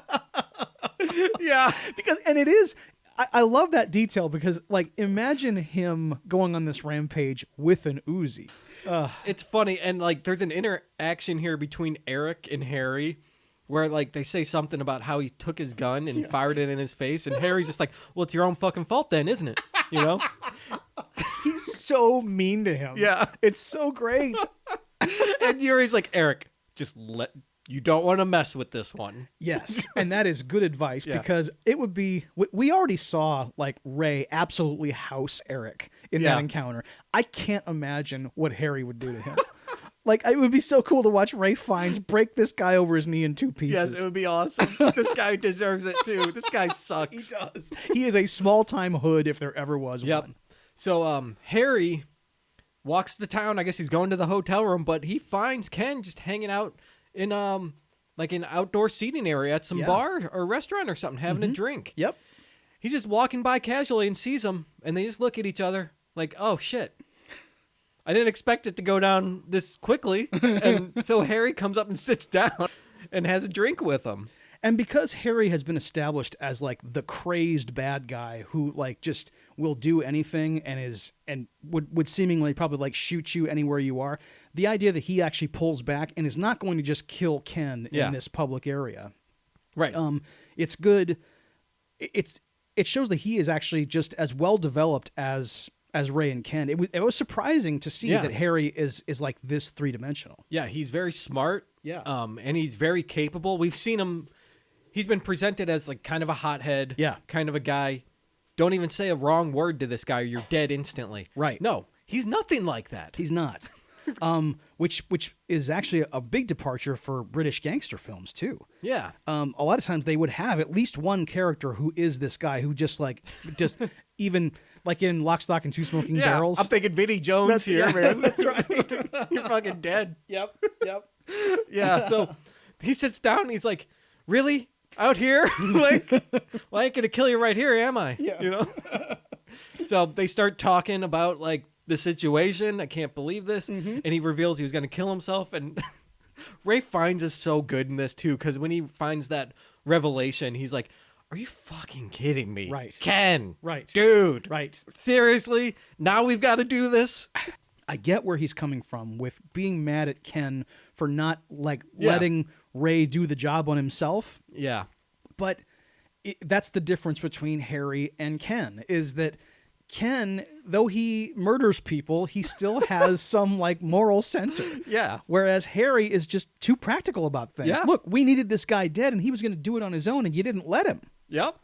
And like it all comes out here too. Like Ken tells him what he thinks of him too. Like he's an asshole and stuff. And your families are an asshole.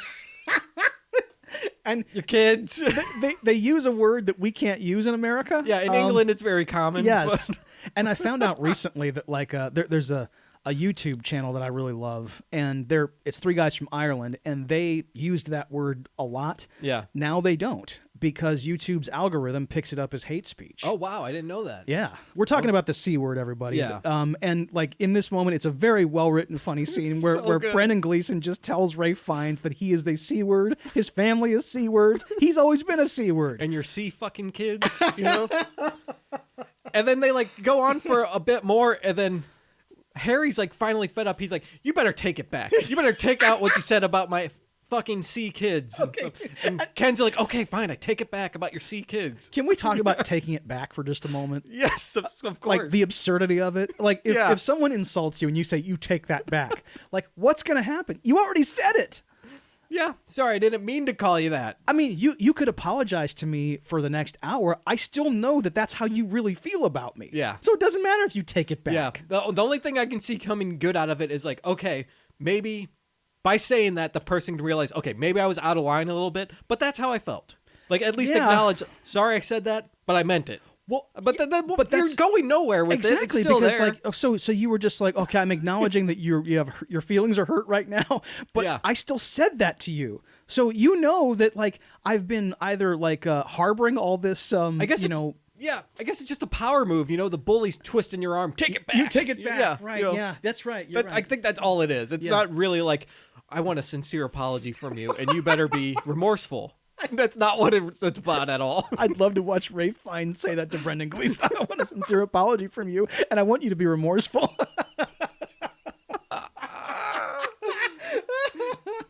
That would be a good line in a movie. I think that would be great. I would love to see that in a film. Yes. It might not work in this one, but I want to see that in some kind of family drama, you know, a marriage film, something like that. Right, that should have been in like One True Thing. Yes, exactly. So they're doing this, and they're like, all right, well, where is Ray now? And we catch up with Ray. He was on the train, and he got arrested on the train because the Canadians are on the train, and they identified him as the guy that beat him up. I love the Belgian cop who just walks up, you hit the Canadian. Yeah. And Ray's just like, what? What'd I do? Because we don't know they're Canadian until this moment. So yeah, he's in a Belgian prison. Uh-huh. And so that's where we cut to here. And he's getting bailed out because he called Chloe. That's the only person he could call. Right. And she bails him out, and it's like, oh man, I get to see this guy again. I'm gonna have his babies. Like she's all about Ray. Chloe, listen to me, okay? Number one, this guy's trouble. Number two, he stole from you. He took all your drugs. He even took some money from her. I know, but she also lives on that side of society too. So I understand she's a criminal herself, but it's like, I don't think she's as bad news as Ray is. Yes, and maybe she doesn't know he's a murderer. I don't know. Well, he did say he, it. He admitted it, and but- she saw him like handle Eric so easily. So she he must be- assume, Yeah. okay, maybe this guy isn't lying to me Right. about being a hitman. I understand he's exciting and good looking. Yeah. But I'm not bailing him out. He can rot in there. He stole my shit, and he's trouble. Are you going to Ray or Eric? You got two choices here. I'm going Ray. Okay, if I have to gun to my head, I guess I'd go Ray. But at the same time, I'd be like, you know what? I don't even need Eric for this I scam. think Clemens Posey could get any guy she wanted to get. You don't have 100%. to go to Ray. She's the whole thing. Yeah. Her part is everything. She doesn't need some guy to come up and like put a gun to somebody's head. She could just pull a gun right from like during the encounter. Exactly. Yeah. She can do it. Yeah, she doesn't need any guy. No. But she wants Ray for some reason. But yeah, so she's bailing him out. He's in Bruges again. He's back here. Yes. And now Harry's here too, so it's a dangerous situation. And at this time, he's also like Ray is starting to appreciate Bruges a little bit. Yeah, a little bit. It started kind of when he was on the train. He was looking out the window, and like he's not as hostile toward the idea of like being here or living here as he was before. Now he still doesn't fully appreciate it like he's supposed to, but he's not being as much of a jerk as he was. I'm just thinking back. I think it's when he first meets Chloe. He like insults the city. Yes, And she's like, "This is my city, dude. What the fuck are you talking about? I know. How rude are you?" he's quite rude. Because imagine if someone did that. If someone like who wasn't from Dublin was on a date with him in his hometown and said, "Dublin really fucking sucks." He would go nuts. You'd get fucking bottled. Exactly. Yes, you would. Dude. Yeah, what an asshole. But she's into him, I guess. So, so Ken and Harry, they don't know he's in Bruges again because Right. they still think he's on that train somewhere. We They have don't know no about clue. the arrest. So how are we going to handle this? You Right. know, we got to have some kind of shootout. And Ken and Harry decide, well, let's go up to this bell tower. It's the same one from before when they had that cool like finger gun shot we talked about. Yeah. And so they get up to the top. There's a guard there who's just like really into his job. We saw him earlier when Ken tried to pay $4.90 instead of $5. That's also a bad move, Ken. The price is $5. I love that scene too because he's pretending like he's only got some change and he's adding up like $4.75, $4.80. I only got $4.90. And then when he gets denied, he pulls out a big wad of cash and he's like, "Here, $5." All right, we've been like saying Ken's a great guy the whole time. He's still a criminal. Yeah, he is still a criminal, and Yeah. he has some weaknesses. Yes. Yes. So they end up at the top of the guard tower after Harry like dispatches the guard. He like, I don't remember if he headbutts him or he does something. He takes him out. He beats him within an inch of his life Yeah. over this one infraction of just like the tower's He tries closed. to bribe him. Like Yes. he gives him like $100. Like, hey, we'll only be a few minutes. And the guy's like, it's closed. And he kind of gets in his face like and essentially insults him for being a foreigner. Yeah. And he's really fierce about it. And like, I love Ray Fiennes. His expression doesn't change. He's just staring at this guy, and then we cut to him like just absolutely like doing a Vinnie Jones on he's this like guy. braining him. Yes. Oh. And like we hear the meat slammer sound, the bam, bam, bam, and this poor guy is he's almost dead by the time it's over. Oh man. And they like lock the gate so no one else can walk in. It's just the two of them. They go up the tower, and they each have their own guns, but Ken sets his down. And before anything even happens, he's like, "Harry, do what you got to do. I'm not going to fight you. It's my fault. Right. I'll take responsibility. You got to do what you got to do, and I accept everything about it." Yep. And Harry's caught off guard, and he's like, "No, pick up the gun. I'm not going to just shoot you, dude. I pick love, it up." I love this whole thing of like he wants to kill Ken. Harry wants to kill Ken, but he wants it to be a fair fight. He's not just going to shoot an unarmed man. Right. Like that's part of his code. Yeah. And because of this, he's just like all pissed off at him. He's annoyed that Ken won't fight him back. Yes, he's annoyed. That is really kind of it. Like even Yeah. if it goes against his very loose morals, I know. It's still just kind of like, listen, man, pick up that gun Pick right up now. the gun. I can't just kill you now, can I? Pick it up. Right. I'm getting pissed here. And so what he does, he shoots him in the leg, which is so funny. Like, because you think they came to like a standstill here where like Harry just kind of resigned and was just like, "Ugh, damn it. Well, I'm not going to kill you. Right. Let's figure something out." He still shoots him in the leg. "I can't just do nothing, can I?" is what he says to him. I mean, I fair point, Harry, I guess. There has to be some punishment, I guess. Yes. So he just shoots him in the leg. It's super funny. I love it. It's so great. And I like how you mentioned how three-dimensional Harry is after we were set up to believe he's just like some single-minded killer. Yes. And like this scene even drives it home more. It's one of my favorite scenes in the whole movie. I mean, it's Ralph Fiennes and Brendan Gleeson, of course, which really helps. Fantastic. But the writing in this scene is just superb. And just when you see them, when we cut to them going back down the bell tower, and like Harry is like trying to carry Ray, and Brendan Gleeson is a large guy. Yeah. And so like having him put his arm around you and going down stone medieval steps in a spiral staircase, that takes some doing. Mm-hmm. But he's doing it, and he's going to go all the way down these 300 steps and get him down to street level because, that's part of the code. And when they're about halfway up, Eric makes another appearance. Yeah. We saw him going through the crowd earlier, and he spied Chloe and Ray going to the cafe, and then he saw where Harry went, so he goes up the bell tower, and he is alerting Harry that Ray is in town. Mm-hmm. He's right downstairs. So like now Harry and Ray look at each other, and they have this in this moment because Harry and Ken look at each other because Ken knows that Harry's going to go kill him, and so Harry has to kill Ken in this moment, and so he shoots him full of holes. Man, he like takes one in the neck. Yes. And the blood, dude, the gore in the movie's pretty good. There's a lot of gore in this film. Not tons of it, but when it's there, it's pretty gory. And this next shot especially is this is like Taxi Driver stuff. It like spurts right out, and he's standing there. Yep. And that always really gets me. In movies. The gasp. Like, oh man, like someone who can't breathe because of their windpipe got cracked or shot through. Man, I mean, it's just like it's like a gurgly gasp. Even if you're dead 20 seconds later, that must be an absolute hellish 20 seconds. Yeah, like I'm sure you've done it too, but like you hit your throat on something, like on accident, you're just like, oh god. Oh. Have you ever had the wind knocked out of you? Oh yeah, that's the worst too. Like one time, the first time it happened, it was like on the monkey bars when I was a kid. Yeah, and like someone like knocked out. I was standing on them, and someone like knocked out my legs, and like I landed like sternum first on the, and it just like I mean, like I thought I was dead. Yep, it happened to me in the ring. I got power bombed through a table, dude. Yeah, that was like. Yeah, right. Oh my god! Then I'm like, what am I doing? I'm in the woods somewhere. I'm not even in a auditorium. My friends and I are being idiots.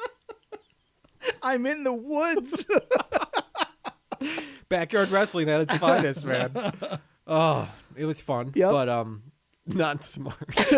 Anyway, yeah. So Harry runs down the tower to go after Ray, and Ken is like, all right, I got to climb up. For some reason, I guess he's gonna go up there, try to warn Ray or take a shot at Harry or something. So he's dragging himself back up the tower, and there's just a trail of blood behind him. Man. Right, this is a lot of blood. This guy's gonna die any second now. I think you're right about his plan. He's going up there so he has a chance to kill Harry. Yeah. So Harry gets down there and sees Ray. Actually, is he down there yet? It takes him a long time to get down because like it's you don't just like it's 300 something stairs, so it takes a minute even just to go down the stairs. They must have been near the top still because Ken, I mean, there's no way he could drag himself up very far before Harry got down. Yeah, I said they were halfway down. They probably weren't halfway down. Probably not. But this is a great scene where Ken is dragging himself up. And there's this great song playing. It's On Raglan Road by the Dubliners. Yeah. And it's playing as Ken is hoisting himself back up on the edge of this bell tower to warn Ray or do whatever he does. And he's barely able to move, this guy. Mm-hmm. So he like pulls that change out of his pocket from before, and he like drops it off the edge of the tower, and it starts crashing to the ground. And it's kind of like warning people on the ground, like, hey, something's going on up there. What's happening? Yeah, it's a lot of coins that he's dropping kind of one by one, and it makes there's like a ruckus going on where people are like seeing like coins crash down. And so now, like, even if Harry was going to discreetly walk over and kill Ray, he can't now because, there's a lot of people who like are who see him and also see Ray. Yeah, they're all paying attention now. Like, there's no secret here. the crowd in this courtyard is totally aware something's about to happen. Like, Right. something's going on. It's raining coins from the bell tower. What the heck? Right. And the scene ends where, I hate it, Ken climbs up and he jumps off the bell tower, which I didn't see coming. Yeah. I thought maybe he's going to shoot Harry, something's going to happen. No. He ends up killing himself to warn Ray that Harry's coming. And he knows that he's going to die from his bullet wounds pretty soon. Yeah. So, like, it's, I guess, what enables him to do something as crazy as just, he gets up on the windowsill of this tower and just walks off the side of it. Yeah. Takes a step. And he's falling. He takes a 300-foot fall onto, like, paving stones. Oh, it's a real impact. I know that I like what they're doing now in movies with this thing. Yeah. Of I shouldn't say I like it. It's not good. You're happy that this technique that they're pushing it this far. Yes. Like, they're actually showing splats. Like, Yes. it reminds me of Midsommar. I know. When the old people are jumping off the cliff. Right. And you just see them hit the ground, all guts and glory. Yes. Yeah. Because if you're gonna depict that, then we should see the impact of it, and we should understand like what a calamity it is, and to hear like that Brendan Gleeson mannequin hit the ground, Yeah. and it's probably like 300 pounds, and it just like you hear like a big splat. Yeah. And Oh. like everybody is horrified. And you obviously. see like things splatting out. there's like a mist that comes out. Yeah. Parts and- are breaking. Oh yeah. Yeah, bones crunching. There's some. I think there's some entrails that pop out the There is. side. It's Yeah. it's pretty bad. Yes. And it's really quick though too, right? Like, they're Right. not lingering on it. Like, you see it hit, and then it cuts after a second. And he somehow lives through this. I know. I was shocked he was alive. I mean, like, he already like took 8 bullets, and now he took this fall, Yeah. and he's still hanging on. Ray runs over to him, and it's like, "Oh my God, Ken!" And he's like, "Harry's here. His last breath, he says, Take my "Harry's gun." here. Take my gun." I'm gonna die now." That's what he says. I think because Ray like says something else, and I think Ken is even like, "I don't have time for your I know. bullshit." Right. Stop asking. I think I'm gonna questions. die now. I already gave you all the information I can. Like, I'm dying. Please, I did this to Just get let this me 1 die. second. Stop being an idiot, Right. Ray. Just use your brain for 5 seconds, dude. Please, I'm dying. And so Ray does grab the gun, I think. Or no, he does. Does he get it or not? I can't remember. He tries to grab the gun. I don't think he does. Okay, so what happens is he goes for the gun, but the gun was destroyed in the fall. Oh, that's right. Yeah, it's just totally in pieces. That's He picks right. it up. There's like springs hanging off Yeah. of it, and I'm like, "Oh, that's awesome." That's you cool know? too. Yeah, because like you never see that in a Right. film. Like, guns are invincible, right, Dave? So, oh man, it's great. And I mean, he killed himself to protect Ray, which Yes. is a very noble thing. And I felt like it was almost like some kind of penance for all the wrongs he's done in his life too. Yeah. Like, if I can do one thing to help save this guy after the damage I've done, like, at least that's something noble for me. Yes. Before I go out, like, and I feel like that's kind of how he felt too when he was helping Ray escape. He was kind of like, all right, this is making up for all the wrongs I've done. Right, because he was willing to sacrifice his own life too in that moment, even if like he wasn't going to. He was totally resigned to letting Harry kill him over this offense of like letting Yeah. Ray go. Yeah. He was going to put his whole life on the line just so Ray could live. Yep. And so, yeah, that's what he did with his last moment. The last thing he'd do to help Ray live. Right. Very awesome stuff. And so Harry actually gets to the bottom of the tower now and sees this. He sees Ray, and so they start having a chase through the city. Yep. Which is really cool. And there's like, I love the score during the chase too. It's like a very heavy metal type score, I know. which wasn't in the movie before. Like, this animals as leaders bullshit is playing. dude, It's just I like, know. I'm like, dude, this is awesome. I mean, and you know, you almost never see like they use this kind of music in movies, but not as the background score. Like, Yeah. someone doesn't write a score that's rocking guitars. It's always an orchestra. Yeah, Not here. And they do have that stuff throughout. Yeah. But this scene is just like, we're just going. It's really effective though. It's cool. It's cool, man. And they end up running through the city and ending up back at the hotel because Ray he left his gun there, I guess. Yeah. It's there. And they get there, and Marie is there, too, the owner of the hotel. And she's kind of... she's being very protective of Ray. Yeah. Which is great, because Harry shows up with his gun, and Ray's upstairs, and Marie is in the middle of them. Like, hey, we're not having a gunfight here, guys. Chill out. Yes. Everybody just chill. Tekla Royton is the actress who plays Marie, and she's like integral to this scene because she is standing between them. Like, Ray is at the top of the stairs. He's in his room, and like she's the innkeeper, and she doesn't want her customers messed with. Yeah. So like she knows that Harry wants to kill him, and she's standing there. She's pregnant. I mean, she's in a pretty vulnerable position. Yeah, third trimester here. Yes, exactly. 8 months pregnant, and she's willing to stand there and go, "You're not going up there because you're not a customer." Yeah. She's got her hands on her waist, Yes, like, "Nuh-uh, that's right. sir. You're not going in." And like somehow Harry respects this. He's like, "Okay, fine." Which is in character, right? It is. Like, I mean, like you'd normally think that a guy who's like this crazed would just be like, "No, lady, get out of the way." No, he's like, "I got this. Fine. We will figure something else out." So Harry yells up to Ray, "Listen, how are we going to do this?" And Ray says, "I'm going to jump out this window.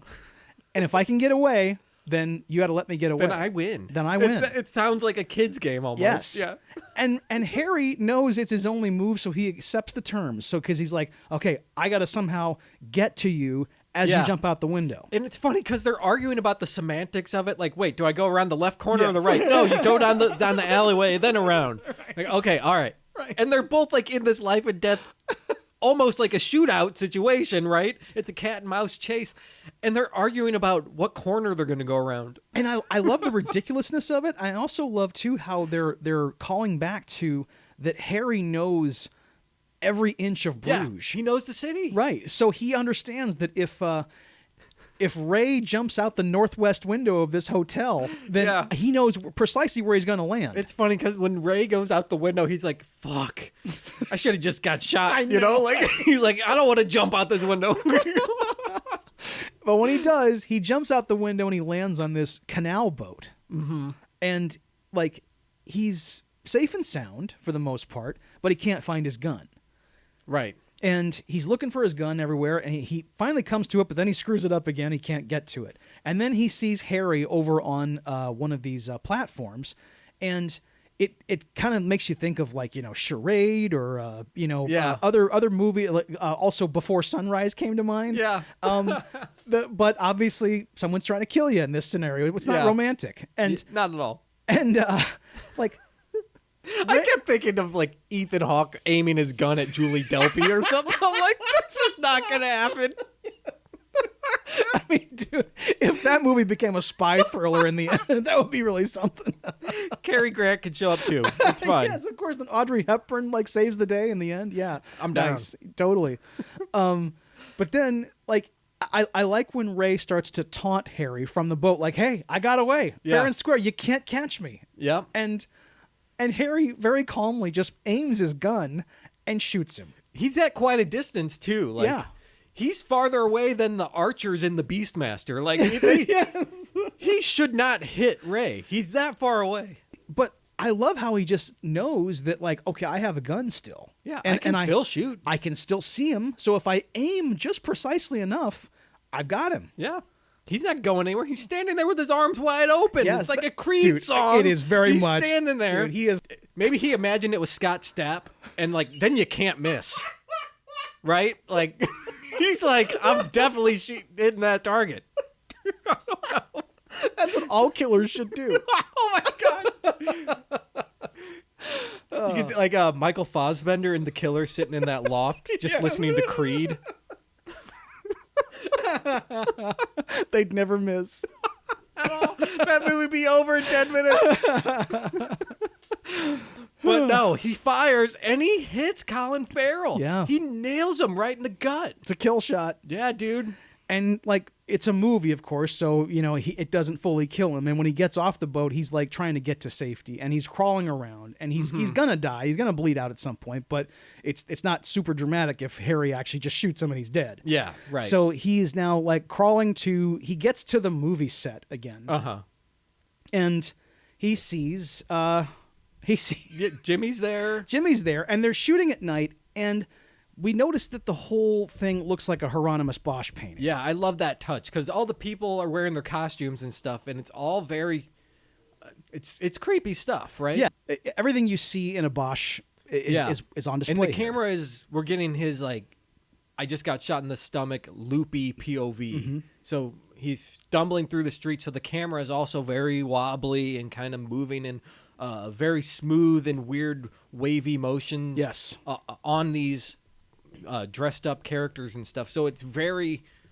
You feel like you're almost in purgatory yourself here. Yes, it's crazy. Absolutely, dude. And we'd seen some strange camera movement earlier in the film. It's the scene where, when Harry goes to Yuri's place to get the gun, and he has that encounter with Eric. Whenever the camera was on Ralph Fiennes, it was shaking.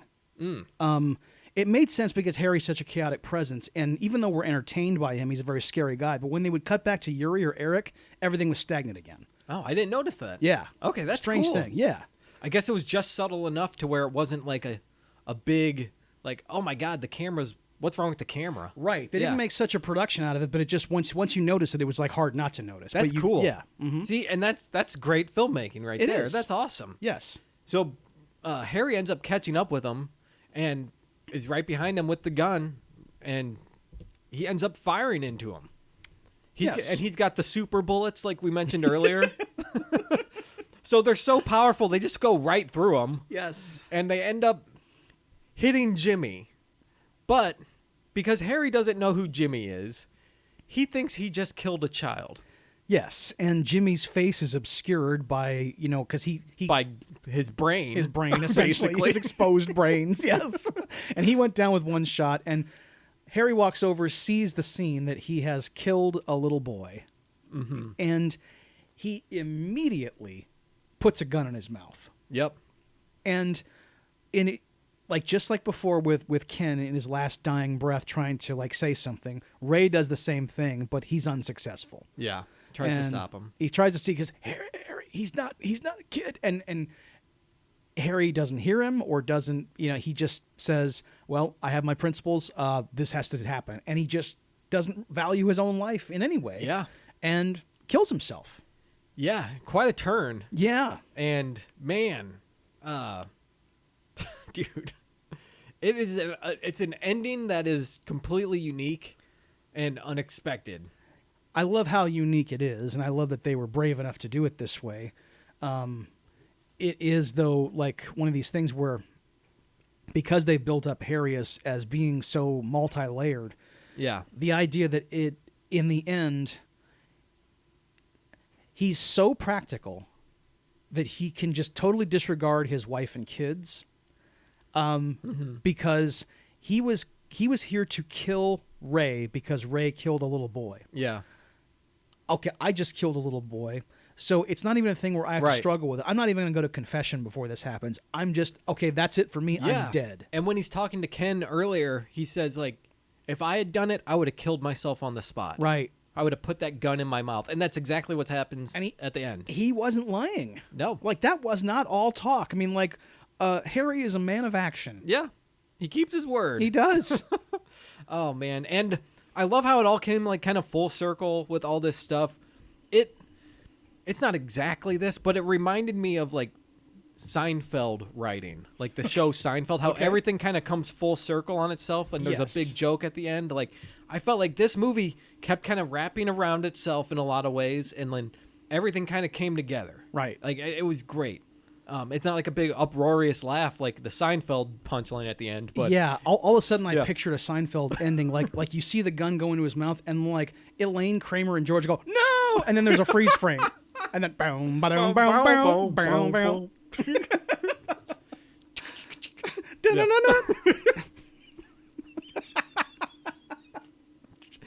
Oh my God! If Seinfeld got pretty real, dude, what a great show. Yeah. But yeah, now we cut to him on a stretcher. I guess he's getting hauled into an ambulance. Yeah, like Ray made it out. Somehow. Yes. But he got like 10 bullets through his back. You know, the thing, I mean, hell, 50 Cent was shot 9 times. That's true. Yeah, it can happen. It's true, but these were super bullets. I mean, we established they were super bullets. Went yes. through Ray and then made Jimmy's head explode. You know, I guess they only explode when it's like their last impact. I guess. So it I got don't through know. the first target, and I mean, yeah, that was one of like the experiment in the house that Jack built was trying to like figure this out. I would think. Okay, so I would think if you're buying hollow point bullets or whatever they're called, you would want it to explode your first target. Not go through it and then kill whatever's behind it. Agreed. That is the intent. This isn't like Doom ammo. No, it's not. Right, It's- right. The whole point is that you're firing at an enemy that you want to see explode. Yes. So yeah, I guess he was sold a bill of goods when he bought these bullets. Yeah, man. Yuri, get your game together. Yeah, if he didn't kill himself here, he would come after you. Like these bullets are faulty. It's weird though that because if they were truly dud bullets, then they would just not work at all. It wouldn't be that like they explode the secondary target. Yeah, I guess these are some special ones. You know, Right. like they're designed to go. They're piercing armor and then explode. Yes. Maybe that's what it is. It gets through your like tactical vest, and then when it's in you, it. Oh God, this just. Yes. We're talking about weird bullets now. Guaranteed to wound your target and kill a civilian. Made in America. Yeah, that's right. God damn it. But Ray is on a stretcher and they're hauling him into an ambulance. And we get the voiceover again of Ray just like talking to himself like, what the hell is this? Like, am I in purgatory right now or have I always been? And I'm spending it in Bruges, like that kind of stuff. And he ends up saying, I really hoped I wouldn't die. I really hoped I wouldn't die. Yeah. Which is, I mean, it's a turn for him because now he wants to live, right? So I guess everything that happened wasn't really in vain. Like Ken's sacrifice was not in vain if he lives. Yeah, well, like Ken and Ray's arc, I guess they kind of are intertwined here. Yeah. Because of Ken's sacrifice, Ray understands how precious his life is. Yeah. And that's the thing. Yes. And then the movie cuts to the credits from here. So we're left hanging. Like, is he going to live or not? I feel like he does. Yeah, I'm pretty sure he lives, Yeah. and I'm sure that like the Belgian authorities have to sort out what just happened. Oh, and, man. Yeah. you and know, he lives and then goes to prison he's for a gonna very have- long time. He's gonna do some time. Yeah, Definitely big time. right. Dude. Oh, my God. So that's the end of the movie, everybody. What a ride. Yes, man. In Bruges, man. You got anything else, Dave? Well, the first time I saw Brendan Gleeson was in Braveheart. Mm-hmm. And for me, he was the most compelling figure in that movie. He was like this hyper-aggressive warrior. And it was so great watching him just like bust heads and knife his way through the enemy. He was so fearsome, you know? Yeah. And then late in the movie, there's this great moment where Sophie Marceau's handmaiden delivers Mel Gibson a secret message about a trap that the English have set for him and the Scots. And Brendan exchanges a look with the young lady. And there's like an obvious spark there, but nothing can happen, of course, because they got to go out and figure out what to do about the war. But like it's just this great moment between them where they smile at each other just barely, and it's almost imperceptible. But then when you look, you're like, oh man, that would be a great coupling. Yeah, definitely. It didn't happen for him. But there's also this thing with Jimmy in this movie, the little person character. You remember in Living in Oblivion? In that movie, Peter Dinklage is an actor in an independent film, and the director, played by Steve Buscemi, tells him, okay, so you show up in this guy's dream, and it's a real trip for him, like he's like really freaking out when he sees you. Yep. And Peter's like, well, why is it so weird for me to see him? And Steve Buscemi's like, and because he realizes this is pretty uncool, and he has trouble admitting to Peter that the whole point of Peter being in this guy's dream is because seeing a little person in a dream is like weird and scary for normal people, And they do that exact thing in this movie. They do. I mean, so a little person's just very existence has elements of horror for I guess a quote unquote normal person. And I don't know if this movie knew what it was doing, if they were like commenting on the living in oblivion thing, or if they just like actually had this problem themselves. Because when Chloe says it's just a dream sequence, when Ray asks why Jimmy's in the movie. Yeah. So like Jimmy is going to appear in somebody's dream as like a haunting image because he's a little person. Yeah. That sucks. Not good, I man. mean, Not good. I have a feeling that Martin McDonagh is a good guy and a progressive guy. Yeah. But, you know, I feel like it's a comment on the It's gotta be. treatment Yes. of Yes. little people in films. And yes. yeah. I'm pretty sure. Because it I is. think Jimmy's character, like, he's not supposed to be funny because he's a little person in the movie. Right. He's funny because the situations are hilarious. Yeah. You know, that's what I think. He's not being used as a punchline. And he's also well developed too because he's not very likable, as we find out. He's not. And he's got his own problems. Yes. And he's his own unique person in the film that is vital to the story. Right. Like, it's not just, hey, put him in the dream sequence. Yes. Yeah. It's nothing like that. Right. They actually give him something to do. Everybody also to please go see Banshees of Inisherin. Oh my good Lord, right? You know, yeah. it's Martin McDonagh's other film from a couple years ago, and it stars Colin Farrell and Brendan Gleeson. It's one of my favorite movies of the year. Yes. It's phenomenal. Phenomenal. Yes. Just all around. Great the whole movie. thing, dude. So, all right, Dave, would you recommend In Bruges? Yes, I would. Yes, everybody, see In Bruges, please. In Bruges is awesome. Watch this and enjoy it. It's such a good time. Thanks again to Taylor for the request. Yes. We were very happy to choose this one. All right, so that wraps things up. If you like what you heard, please subscribe to the show anywhere you get your podcast. Rate it, review it, and most of all, share it. It gets more dudes listening to the dudes, and you can go to dudesonmovies.com and find anything you need right there. Yep, and we're on Facebook, Blue Sky, TikTok, and Instagram. Look for Dudes on Movies, and our email address is dudesonmovies@gmail.com. That's right, and Dave, we have a question of the week. What is the question of the week? What are the funniest movies about crime? All right, yeah, hit us up and let us know, and stay tuned next week when we discuss 2002's 1 Hour Photo, directed by Mark Romanek and starring Robin Williams. So until next week, I'm your dude Scott. I'm your dude, Dave. and we'll see you next time.